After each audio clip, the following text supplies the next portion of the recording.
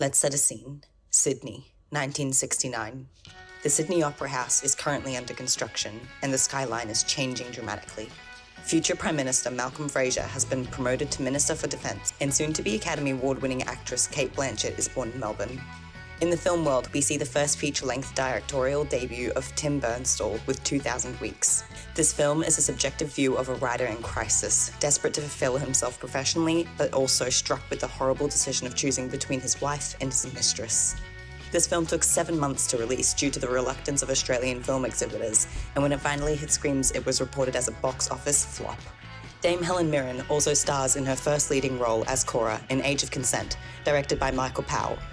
Mirren's character is an underage girl who models nude for a struggling 60-year-old male painter. The film is more than well received, running for a continuous 7 months at the Rapallo Theatre in Sydney, climbing charts to the 13th most popular film in Australia in 1969, and making $981,000 in the box office.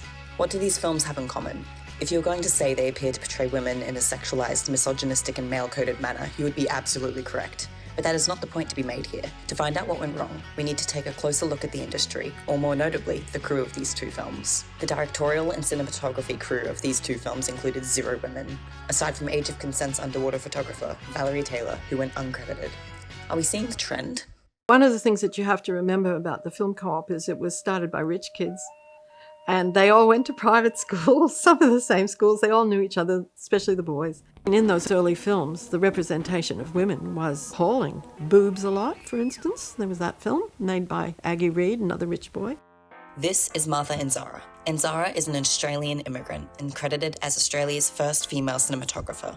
She studied as a full-time student in the first 3-year course offered by the Australian Film, Radio and Television School. It was Tom Cohen who gave Martha her first job as a camera operator in 1976.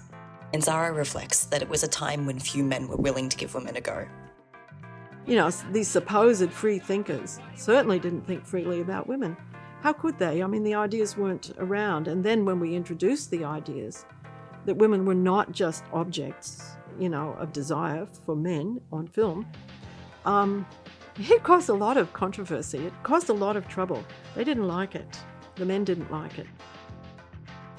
Enzara went on to create shorts and documentaries about these shortcomings within the film industry, and also outside of it, in the wider political landscape of Australia. Enzara's first long-form documentary, My Survival as an Aboriginal, was self-produced and filmed alongside director and starred the late Essie Coffey, a Murwari woman famous for her work within the Indigenous community, as well as legal and political services.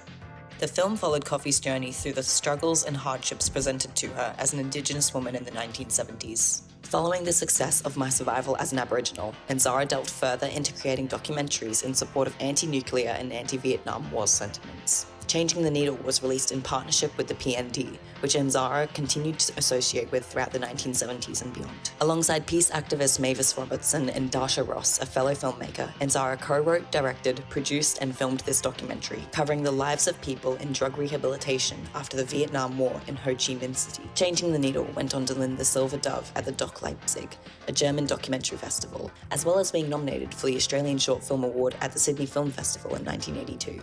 In 1987, Martha Enzara was credited with the Byron Kennedy Award by the AFI Awards, which celebrates outstanding creative enterprise within the film and television industries. The Australian Documentary Forum credits Enzara as a filmmaker, cinematographer, feminist, writer, political agitator, mentor, and then some, which is no understatement. Martha Enzara is now respected as one of the pioneers of Australian documentary direction and cinematography, particularly in the feminist space, where she is often credited as the first female Australian cinematographer. Despite this accreditation, she is well aware that there were plenty of talented female filmmakers working prior to her career starting in 1976, and Enzara reflected upon this time during a tribute in 2017. At that time, I recall only Jan Kenny and the amazing Adelaide news camerawoman Pat Walter had managed to break through the prejudice against women working professionally as so-called cameramen. That was the term. I was sitting on my camera case. There was a crew doing a Forex commercial. They came up and they said, "Oh, who's your cameraman?" And I had to say, "Oh, I am." And the look they gave me. And then they got into trouble and had to borrow my lights.